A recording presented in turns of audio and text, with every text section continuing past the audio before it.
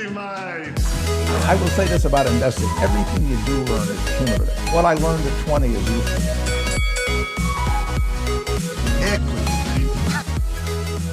Welcome to another episode of Equity Mates, a podcast that follows our journey of investing. Whether you're an absolute beginner or approaching Warren Buffett status, our aim is to help break down your barriers from beginning to dividend. My name is Bryce, and as always, I'm joined by my equity buddy, Ren. How are you going? I'm very good, Bryce. I am very excited for this episode and for this week. We're back with another installment of ASX Week. It went so well earlier this year that we're doing it all again. We're going bigger this time across Equity Mates podcast and Get Started Investing podcast. But to kick it off today, we've got a returning favourite from the last ASX Week. That's right. Friend of Equity Mates and a guest that we've had a lot of people ask to return. And it is our pleasure to welcome Anthony Doyle from Fidelity. Anthony, welcome. Cheers, gents. So today we're going to be discussing really everything that's going on in markets. You're a cross-asset specialist at Fidelity. So we're going to ask you all the hard questions. Nice. Yeah. Great. Fingers crossed you're across it all. I'm sure you are. For those who are joining us for the first time, the ASX week is now spread across a full month. So to get access to the videos that are available for a month, head to www.asx.com.au/investor-day. Confusing URL. We'll put it in the show notes. Yeah. Just follow the ASX link need to in the sort show it out. notes. You need the 2 in the link. Yeah, I know. It's ridiculous. Let's get stuck in because there's plenty to cover with you, Anthony. And let's start with the thematic of this time is different. In your presentation, you mentioned the 4 most dangerous words in markets, which is this time is different. You were using that to explain how the post-COVID market is different to the post-GFC market. So can you explain some of the key differences that we're seeing here? Yeah, I mean, we've had 2 once-in-a-lifetime events within the space of 12 years or so. And I guess I was referring back to the GFC as despite it being in 2009, 2008, 2009, it still looms large in a lot of investors' minds because of just how uncertain and volatile the environment was back then. So I had a lot of fun times working on a bond and currency desk in Dublin with exposure to Lehman bonds and exposure to a whole heap of leveraged loans and going in to talk to clients and explain why their fixed income funds were down 20, 30% over the course of a couple of months from what are so-called defensive assets. And it's only when you look back at these seismic events that occur, when you look back and analyse what had occurred or what has gone on, that you realise that there are some significant institutional changes, and it can be quite difficult for us to assess that real time as we're living through it. So if you cast your minds back to 2008, 2009 and the decade that followed, when I talk about is this time different or this time is different, I'm talking from an institutional standpoint. So very much the name of the game in 2009, the recovery phase that the world went through, there was so much focus on debt and concerns around government debt to GDP. And that flowed on through the middle of the last decade into the European debt crisis and the ability of sovereign nations to repay their debts. This time around, there's no concerns around that at all. So, you know, the name of the game last time was austerity from governments, fiscal austerity. And when I say austerity, you know, tightening the budget, tightening your belts, trying to move into an area where you can start to service that debt and actually retire some of that debt, get the debt to GDP levels lower from the government. This time around, globally, you're looking at fiscal expansion. You're looking at government stepping in to the void that has been caused by lockdowns and this pandemic, stepping in to support their respective economies right around the developed world and the emerging world to some extent. Now, this is really being led by the US that are doing huge amounts of fiscal stimulus to the tune of almost $9 trillion by 2025. But it's also followed on from Europe, the UK, and of course, bringing it closer to home. When I returned to Australia in 2018, 2019, there was this fixation from the coalition government on a balanced budget that's really out the window, right? So we've got an election next year, and there's going to be lots of goodies for everyone, I'm sure, because there's not this fixation on having a balanced budget, living within your means. The government has rightly stepped in, and one of the key policies of the last couple of years has been JobKeeper, for example, in order to support the Australian economy through this extremely difficult time. And so when I say this time is different from a fiscal stance, we've moved from austerity to one where the government is expanding its balance sheet, but also on the monetary side. So when we talk about monetary policy, interest rates, in terms of looking at what the RBA did in the last crisis, they only had to reduce interest rates a couple of times before they started increasing them again. This time, we're at the party with everyone else in the zero interest rate world, and we're drinking from the Kool-Aid. We're drinking from the punch bowl of quantitative easing, of yield curve control, of money printing, which is quite a different environment to moving traditional interest rates up or down depending upon whether inflation is rising or falling or the economy is expanding or contracting. And you're seeing what we've seen mostly from quantitative easing is financial asset price inflation. And I'm sure, you gents are very aware of what's going on in the housing market, but of course, this has impacts right throughout all equity markets, risk markets, corporate bond markets, as people look to generate returns that they once enjoyed simply from saving, right? The online savings accounts, which had a 5% interest rate or a 6% interest rate, that's the environment we lived in after the GFC, maybe a little bit lower, 4%.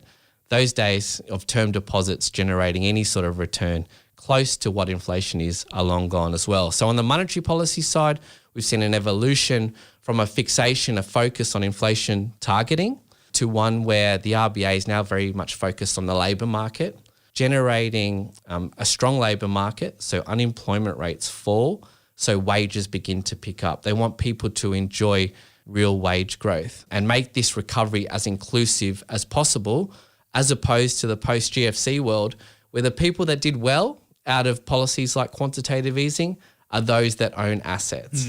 And the people most impacted by the current COVID environment, pandemic environment, typically people on lower incomes that maybe don't own their home, maybe don't have big equity portfolios or superannuation funds, and have been put at home because they haven't been able to work in hospitality or services. So the RBA wants to make this recovery as inclusive as possible. So they're really focusing on wage growth. So that's how the environment is quite different this time around, as opposed to what the status quo was post the GFC. Yeah. So I guess the red flag that comes out of that, or the concern that comes out of that, is post-GFC, we saw a decade-long bull run in the stock market from 2009 to 2019. It was great to be in equity markets. If this time is different, does that mean we're not going to see a decades-long bull run out the back of COVID? Now, I'm quite bullish on risk assets long run more generally, and have been consistently since we saw the pandemic hit. Even in March, April last year, long run. I was telling clients and talking to clients saying, it's 50-50 if the Aussie equity market is up or down this year, but I can tell you in 7 to 10 years' time, the Aussie equity market will be much higher than where it is today. Now, the danger that we're in today is that as the world has become increasingly leveraged, as the world has become increasingly financialized, and as we rely upon rising asset markets so much to fund our retirements and fund our lifestyles, is that when you get any sort of whiff of the monetary punch bowl being removed from the party, investors have a tantrum, whether that's in bond markets, the taper tantrum, or in equity markets, the volatility that you experience. And inevitably, because of the impact that falling asset prices can have on people going out to consume, and they become more worried, more concerned, they tighten their own household finances, they don't go out and spend, you see that central banks are really forced into a corner and they don't act out on their preference to raise interest rates. And we saw this in 2019 from the US Fed, which was called the Powell pivot. We saw this from the RBA, where they were telling us in 2018, 2019, they were going to hike rates. And they ended up actually cutting rates after we had the election result of the last election in 2019. They came out, the election result was on the Saturday. They came out on the Wednesday and said that they wanted to cut interest rates.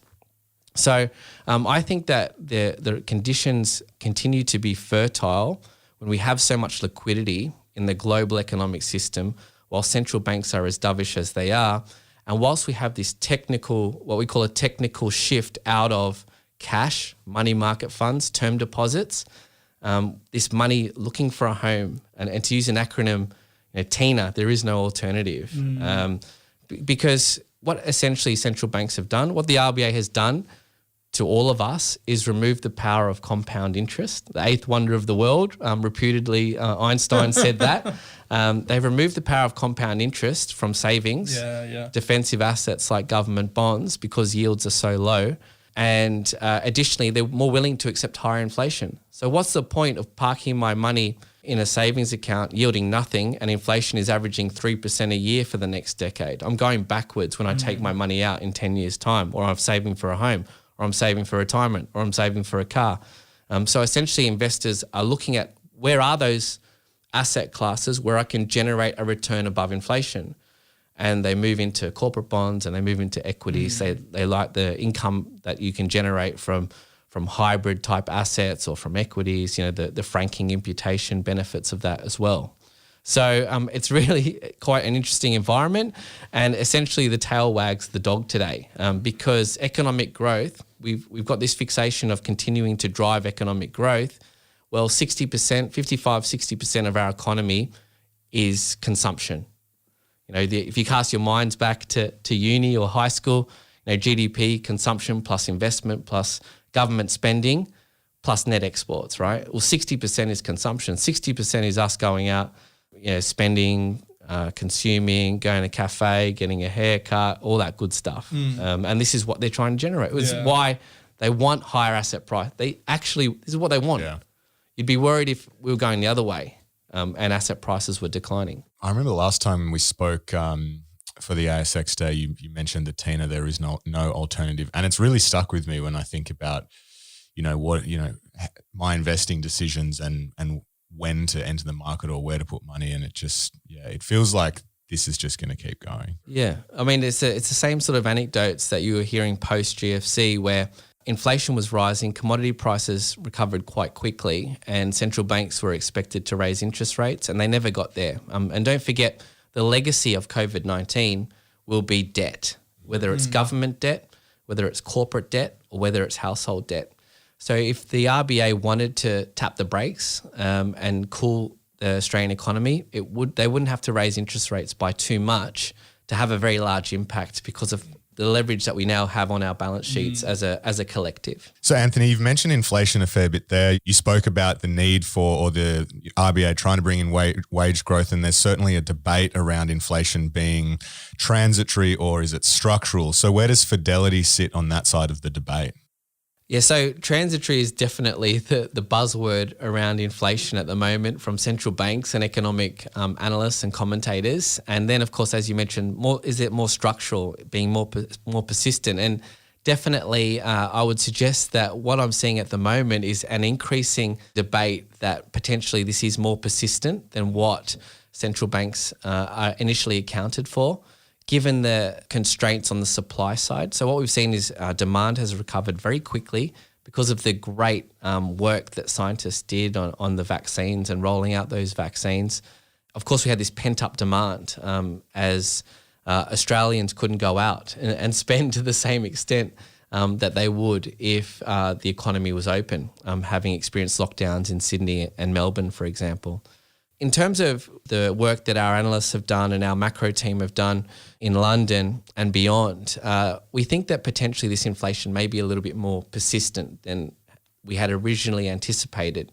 What you tend to see is that commodity prices recover quite quickly as we exit out of a recession and tend to appreciate in value before supply comes back on stream quite quickly. Now, the difficulty this time around is that whilst the developed world has had great success in rolling out the vaccine, the emerging world is generally the dominant provider of commodities globally, and they're still grappling with this pandemic. So there are still continued supply shortages in commodity chains in particular, but we're seeing that broaden out to other areas as demand has recovered so quickly. So my neighbour's doing renovations on their house like the rest of Sydney, and you talk to the builder and he's just like, Bunnings has run out of lumber and run out of timber.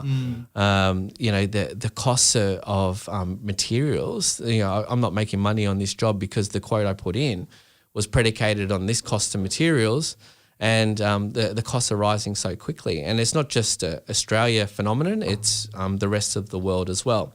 So now what I want to see, if I expect inflation to rise more materially, is like the RBA wages growth. Because essentially what happens if inflation is rising, consumers will have a substitution effect where they will substitute out one item for another item. You might like Mars bars and they're inflating and, well, okay, that's too expensive. I'm going to buy Snickers now. If you do have that wage growth coming through, companies can pass on rising costs to the end consumer. That's when you really start to see inflation ramp up. So this is what we call demand pull inflation. Demand is pulling inflation higher rather than cost push inflation, which is what happens when commodities rise appreciably and you see petrol prices and so on rise quite quickly. So, the construction of the consumer price index is dominated by food and energy prices. So central banks tend to exclude those when they think about what the overall level of prices are doing. But it is a huge debate going on in the markets because essentially central banks target inflation, and if inflation is more sticky, more structural than they originally anticipated, well, they are what we call behind the curve. So the yield curve has shifted on them and they're trying to slow down the economy by raising interest rates. And that has implications for all asset classes, right from fixed income to equities, and particularly those growthy stocks that everyone loves, and their valuations predicated on low interest rates forever, for example. So if we start with inflation, then the conversation moves to interest rates, as you just touched on, and then what that means to bond markets, and then I guess what that means to equity markets. It's all a big interrelated chain, and I guess for a lot of investors, especially new investors, it's difficult to get your head around how that's all connected and what it all means. So you're a cross-asset specialist, so we're going to try and pick your brains and try and understand it all. So if we start with the first link in that chain, inflation to interest rates, if inflation is more structural, if wages rise, it's very hard for employers to push wages back down like that. Yeah. That becomes very sticky. What will that mean for interest rates? And then, where does it sort of go from there? Why inflation is so important is obviously it's what central banks target, not despite I think that they've evolved their mandates to looking at generating full employment now as well. But why it's important is because you're trying to generate in your investment portfolios a return above inflation. Otherwise, inflation acts as a stealth tax. It acts in eroding your standard of living because you're spending more money on items and you obviously have less capital to deploy elsewhere in your consumption habits. The RBA will tell you, we've cut interest rates because inflation is low and we're worried about meeting our inflation objective. But if you talk to your friends, even what your own experiences are, you're probably saying, look, I don't know what they're talking about. Inflation. We had the numbers out recently, 3% year on year. Like 3%, no way. Yeah. Inflation's way higher than that. And it comes back to how the statistician, the ABS, constructs the consumer price index. It's not a cost of living index. Everyone has a different cost of living. Yeah. It's a measure of the overall level of goods and services in the economy. And 25% of that index is new housing costs. So when's the last time you built a new house? Yesterday. Yeah. 25% of that index, right? Yeah, it's crazy. It's the largest weight within the CPI. For investors, you can't really rely upon the CPI as a measure of how prices are rising. You need to construct your own cost of living.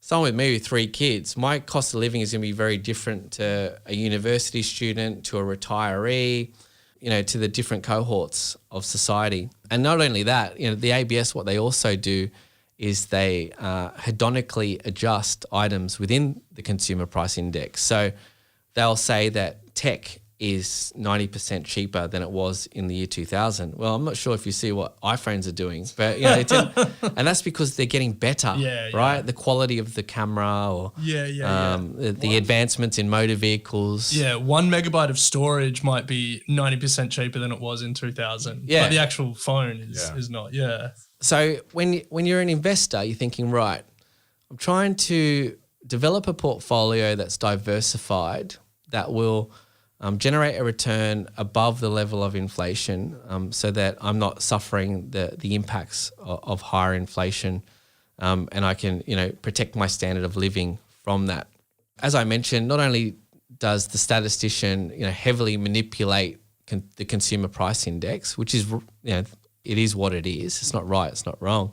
But the Reserve Bank of Australia also have their own measures of inflation called trimmed mean and weighted median, which cuts out all the volatile stuff essentially.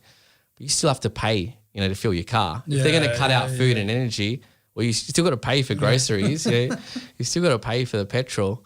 And that generally shows a much more muted rise in inflation pressures within the Australian economy. So, I mean, the market is getting all excited at the moment, really led from offshore factors that interest rates are going to rise. To tell you the truth, over the last 20, 30 years, the market always thinks that interest rates are going to rise. And, if you're looking at that past history, it never happens. Interest rates only go lower. And this time around, the RBA and Governor Phil Lowe has been very clear that they want wages growth and they want inflation, as they measure it by the CPI and their core measures, to be in the mid part of their 2 to 3% inflation band for around 6 months before they raise interest rates. So what that means is when you do see interest rate hikes coming through, and the RBA is telling us they don't expect that to happen until 2024, let the good times roll, right?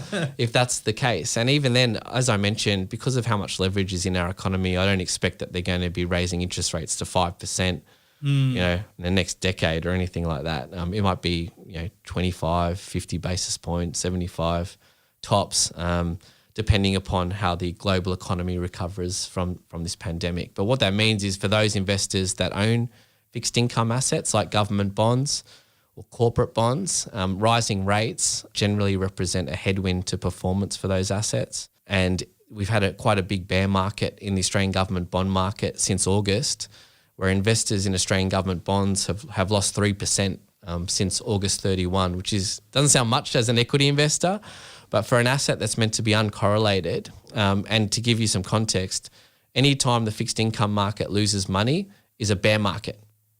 And the reason for that is the yield on government bonds is so low now that it doesn't protect you from rising rates. And if you're a German investor, you can lend to the German government for minus 45 basis points. So you can pay for the privilege. And this is the weird world we're in. And of course, the RBA is the huge buyer in the market as well. So they're in the market buying government bonds too. So it's just a really strange world. And investors, like I said, I was looking at term deposit rates and things like that.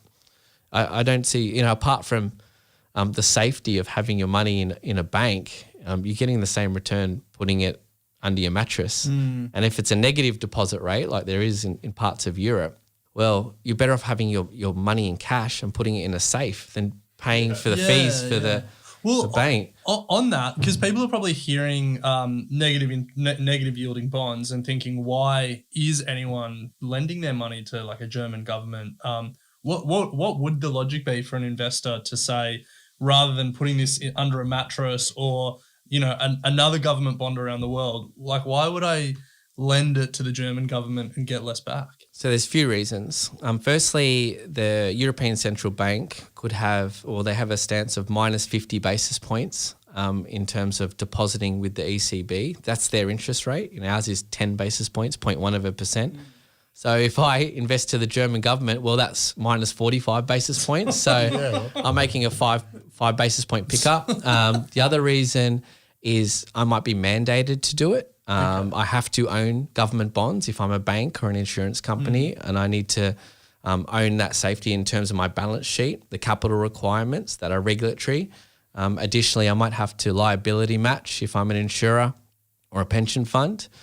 So I have to, it's a fixed bid for AAA safe haven assets. The other reason is comes down to, well, I think that someone will buy this bond off me for a more expensive price in the future. So there's a few reasons. It's not totally nonsensical. Depending upon your outlook. If you thought there was a recession on the horizon, the best asset to own would be long dated, so 30-year maturity Australian government bonds. They're very high credit quality, very low yield, but those yields could go to zero, representing a substantial total return if that eventuality was to play out, which is on the low probability in our estimation. But in a deflation recessionary world, that's what you want to own, government bonds. You've mentioned that the easy money has been made, and we want to pick your brain on that. But before we do, we're just going to take a quick break to hear from our sponsors. So, Anthony, you've in the presentation, you mentioned that we're in a marathon, not a sprint. And you said the easy money has been made. Markets are now in a marathon race to deliver returns. What do you mean by this? Yeah, so in terms of investor psychology or the history of markets, what you tend to find is that the markets, equity markets in particular, accelerate out of a recession. This is when the best performance is generated. As the cycle bottoms and that investor psychology coming through, oh, hell, I'm selling, and everyone sells. Eventually there's a bottom and the market can recover very quickly from you. Sometimes the best thing to do is actually to turn off the financial media, turn off the news, close your eyes, try and sleep well at night, and maintain that long-term preference of investing. Extending your time horizon. Essentially, if you invested in the ASX 200 on any given day, there's a 54% probability that it's going to be up on that day because markets trend higher over time. In total return terms, if you invest with a horizon of 5 years or more, historically speaking, you've never lost money in the ASX 200 in total return terms. That is a great start. Yeah. That's a clip that and make it the top of the show notes and put it on the page of the website start. Yeah. So, even if you invest the day before the sell-off of COVID-19, obviously the market is much higher now, and then you get that income coming in as companies have begun to issue dividends as they recovered. Even the banks have also been issuing dividends because they've been having quite a good time as well with the rise in house prices. But you move from that early cycle to mid-cycle where you start to move into a trending market and it starts to sort of flatline a bit, and those accelerating gains begin to slow because of concerns about rising interest rates or inflation or the prospects for particular sectors or particular companies. So you have to be a lot more discerning with the construction of the portfolio and identifying which companies are likely to do well in a slowing economic growth environment. If you were to come from Mars, land down in Sydney or Melbourne or Brisbane or wherever you are in Australia, and the only information you had was the ASX 200, a chart of the ASX 200, the price point, let's say on the 1st of Jan 2020 and the price point today, and look at those two numbers, you would have thought things are going great. And you look at the Australian economy, growth's been pretty strong, particularly given how much success we had at initially containing the spread of COVID-19.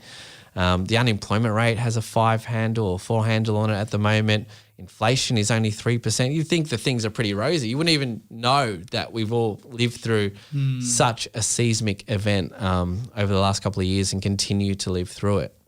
With it, our borders aren't even open yet. So when I say, that early money, that sprint money, that's been made, we think we're moving into an environment where the gains will be tougher to come by. And we call this a sort of mid-cycle type environment. We still think that the global business cycle has a lot longer runway ahead of it, further growth to come. But certainly there are some storm clouds on the horizon which suggest that volatility for equity markets may pick up. And we've seen that in the last couple of months, particularly with concerns around some things that are going on in China, some things that are going in the US, concerns around the Fed tapering its asset purchases. We're seeing central banks begin to raise interest rates. The Reserve Bank of New Zealand hiked rates. The Bank of Norway hiked rates, and concerns around inflation as well. Well, Anthony, it feels like everything in equity markets is a sprint these days. We had the fastest decline in history. We had the fastest recovery. Everything just seems to be going so quickly. It might be nice to just take a breath and settle into the slow pace of a marathon rather than a sprint. But I guess the question that comes out of that is, how do you approach that as an investor? The easy money from the immediate recovery has been made, but it sounds like you're still relatively bullish. You're definitely bullish long term. So Bryce and I are trying to figure out what the hell to do with the money that we're saving. Fidelity runs hundreds of funds, so there's not a one-size-fits-all answer. But what are some rules of thumb that we can take and apply to our portfolios? Yeah, I wrote a paper on this in April last year, just when there was so much volatility in markets, and for financial advisors to use with their clients, but also for our direct investors. And, it really comes back to the old rules. I guess it'd be quite dull. The exciting thing is chasing coin, right? Chasing that quick win. And looking for those double baggers, triple baggers. I think James and Maroon were talking about 500 baggers. Good luck, if you can find that type of thing. And that's really doing, your homework, your due diligence, but importantly, being very patient, what we call patient capital. But it comes back to the old chestnuts of diversification, thinking about how you construct your equity portfolios, that there's not too much embedded risk in terms of correlations. So if one sector or one company is doing poorly, hopefully that's immune from the rest of the portfolios in your rest of companies in your portfolios. And academic literature suggests that you can diversify appropriately with as few as 12 to 16 companies. 12 to 16 stocks, so it doesn't take much. Importantly, that doesn't mean the 12 buy now, pay later players. Exactly, yeah. Exactly. So, PayPal have come in or Amazon have come in, and what's that going to do? And, you obviously the news, for example, the other day that Hertz have put a big order in with Tesla. Yeah. And, you get those sort of, short-term noise, short-term volatility. And that brings me on to my second point, extending your time horizon from a day, a week, a month, a year to, thinking about long-term capital accumulation, And, this is really how the very wealthy think, family offices that I meet with, endowments, long-term capital, thinking 50 years, generational wealth, and building that and using that power of compounding in your favor. And the great thing, I come across many investors and they'll say, I'm a long-term investor, but their investment time horizons go from years to months to weeks to days in the most volatile markets. Yeah. When they see the value of their portfolios down in the ASX, 30%, they're like, oh God. And they normally sell at precisely the wrong time behaviorally.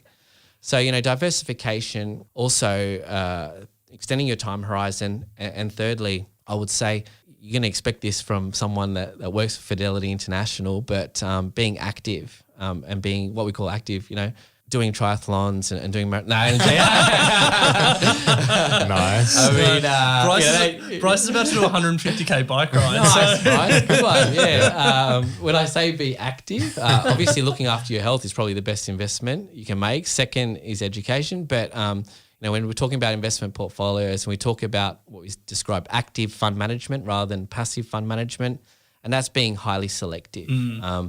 And not allocating capital to every company in the index, which is generally the index is constructed to some arbitrary rules about how big a company is or various other ways and means. But we think that there are areas of markets which are inefficient, and we're doing bottom-up homework, due diligence, fundamental analysis, all the good stuff that James and Maroon spoke about a couple of weeks ago, the stuff that they do with our analyst team is one way to identify the winners and potentially avoid those losers. Whereas opposed to buying a passive index, and we've got no issue. We have passive funds as well at Fidelity Offshore. They can be definitely very appropriate for investors as well, and particularly given the low fees that they charge. But there are parts of this investment world where you want to take a more active approach. And good luck for the 150k bike ride. Thank you. Nice one. Now, Anthony, to close out the conversation, we want to touch on demographics briefly. You mentioned in your presentation that it's going to play a very important part in, how the investment landscape is going to shape up over the next few decades. Are you able to expand on what you mean by this? The next decade or so for Australians will be characterised by investors looking further afield for returns, and they've historically had to look. We've been very spoiled by having a relatively higher interest rate in Australia. We've been pretty spoiled by how well the ASX 200 has performed. And we've also been spoiled because we have the fourth largest pool of savings in the world in our superannuation industry. And that naturally has quite a high bias to Aussie equities as well. So you've seen this every time you get paid your salary and the necessary 9.5%, 10% goes into your super fund, inevitably a balanced fund will buy some portion of Aussie equities with that as well. So that's a very strong technical bid for the market going higher.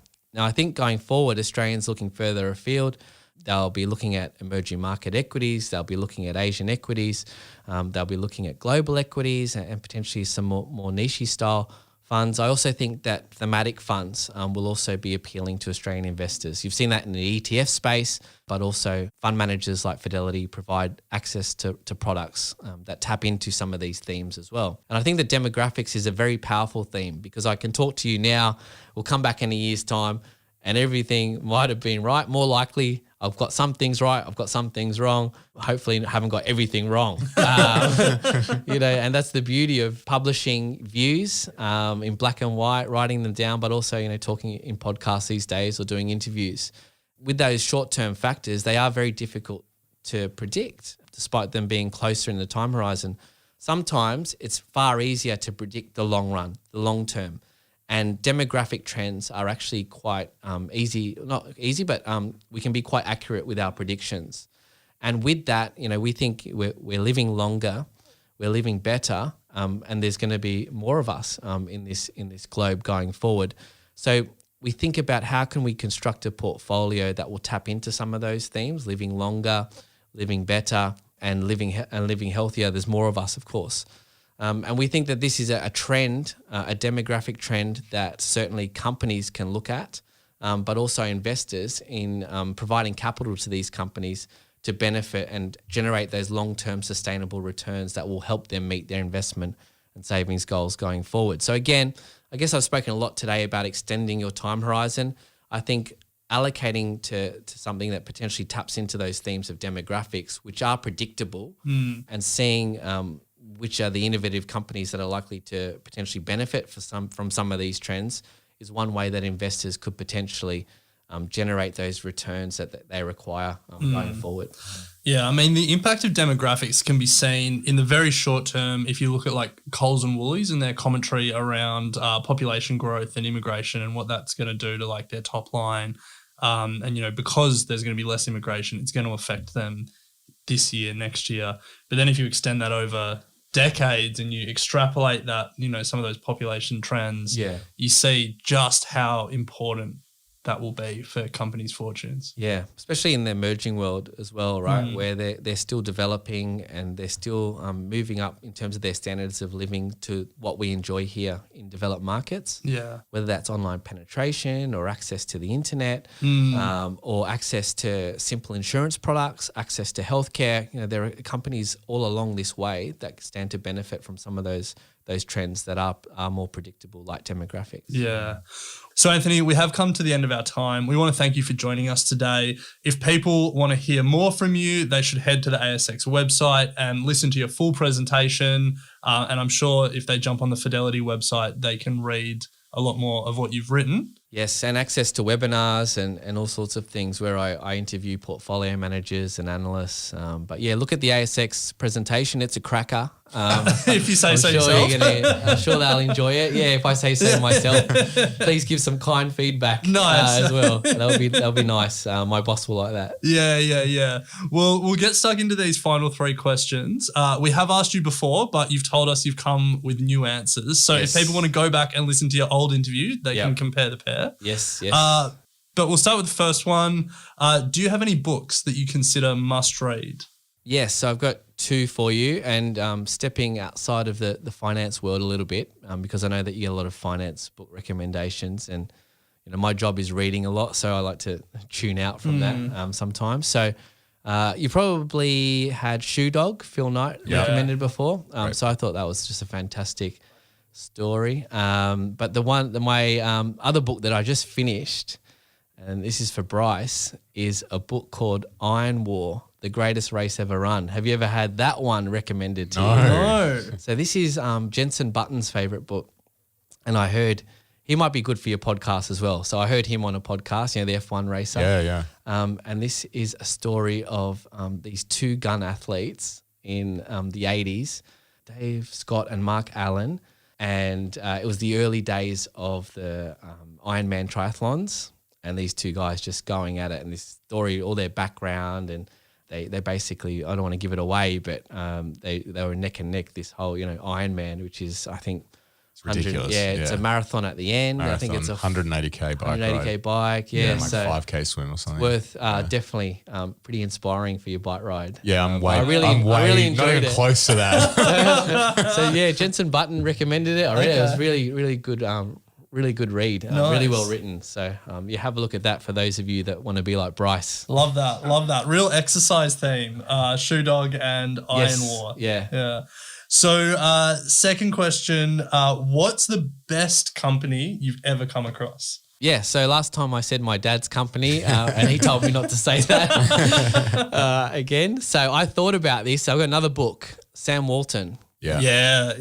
Great Which book. is Made in America. Yeah. So I thought that, I thought about a great company, whether you're thinking about an Amazon, but Walmart, I think it's like almost $500 billion market cap, starts from a small convenience store in the early 60s. Yeah. What an amazing story. I think employs over 2 million people today. Yeah. When the piece of research came out from our macro team in London, they were highlighting minimum wage increases in the US, and there are a number of large firms that have subscribed to the $15 an hour minimum wage, and Walmart is one of them. So that can actually have a rising impact on inflationary pressures in the US too, and the US being how important they are in capital markets. Yeah. The Fed, obviously a lot of central banks will move their monetary conditions depending upon what the Fed is doing too. So, the Walmart effect. Yeah. You've heard that book before. I didn't think you'd heard it. So Bryce and I both came up in retail. Like he was at Woolies, I was at Coles. Oh, right, yeah. I remember, that's the book they suggest you read when you start. Oh, nice. And I remember reading it, and you're so inspired for retail after reading it. Even the techniques he had, loss leaders, and he went against the grain, obviously. And I guess that's how a lot of startups happen. They look at what the incumbents do, what they are.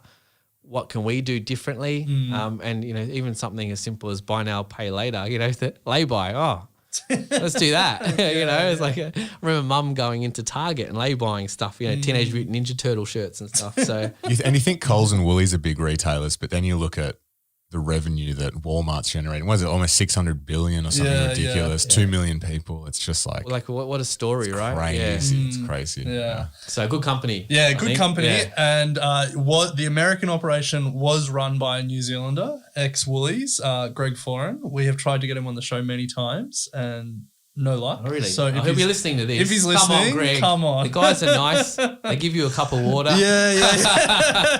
What can you ask for? He's now the CEO of Air New Zealand, so he's pretty busy. But come on. Well, yeah. Borders are coming down soon. True. Yeah. And then Anthony, final question. If you think back to your younger self, getting that Teenage Mutant Ninja Turtle shirt from Target on lay-by, what advice would you give to your younger self? I was thinking about this coming in today, and my first job was at Macquarie Bank. I remember working on the floor with the equity investors and the fixed income investors, and I remember just annoying a lot of people, just asking them lots of questions, but also generally making myself a bit of a pest. In those days, the brokers used to send all their reports physically rather than send them via PDF or email. And I used to go over to the equity desk and read the reports and ask them questions about companies and things like that. So the next piece of advice I'm going to give you, your first piece, you can listen to the other podcast, but this podcast, it would be go and ask lots of questions of more senior people within your organization and build up a strong network. Because I think half the game in investment management is being enthusiastic and putting your hand up to do things. And I still have lunches and catch-ups with people that I worked with at Macquarie in 2002, 2003. So I think that's a really great way for you to get into the industry, know the industry, and you never know what opportunities might develop from having a very strong network of peers and that enthusiasm. If you have enthusiasm, you're halfway there, I think, to being successful. Yeah, love that. Love it, Anthony. Well, as always, it's been incredibly insightful chatting with you. I know that a lot of the big questions and debates around at the moment, are certainly playing on the mind of the Equity Mates community. So you've hopefully helped us unpack it and understand it a little bit more. So as always, a pleasure. A reminder, if you want to check out Anthony's presentation, head to the link in the show notes or the ASX website, search Investor Day, and you can follow what he's doing at the Fidelity website as well. But Anthony, thank you very much. Cheers. Thank you. Hey, thanks for listening to this episode of Equity Mates. We love hearing from you, so drop us a line at contact@equitymates.com, or even better, go to your podcast player and leave a 5-star review. Also, a reminder that the Equity Mates content train doesn't stop when you've run out of episodes to binge. We've got a brand new website, a Facebook discussion group. We're on Instagram, YouTube, and slowly making our way as an influencer on TikTok. Well, that's Ren. So come and say hello and join the community. We'd love to welcome you. Until next time. Equity Mates Investing Podcast is a product of Equity Mates Media. All information in this podcast is for education and entertainment purposes only. Equity Mates gives listeners access to information and educational content provided by a range of financial service professionals. It is not intended as a substitute for professional finance, legal, or tax advice. The hosts of Equity Mates Investing Podcast are not financial professionals and are not aware of your personal financial circumstances. Equity Mates Media does not operate under an Australian Financial Services Licence and relies on the exemption available under the Corporations Act 2001 in respect of any information or advice given. Before making any financial decisions, you should read the product disclosure statement and, if necessary, consult a licensed financial professional. Do not take financial advice from a podcast or video. For more information, head to the disclaimer page on the Equity Mates website, where you can find ASIC resources and find a registered financial professional near you. In the spirit of reconciliation, Equity Mates Media and the hosts of Equity Mates Investing Podcast acknowledge the traditional custodians of country throughout Australia and their connections to land, sea and community. We pay our respects to their elders, past and present, and extend that respect to all Aboriginal and Torres Strait Islander people today.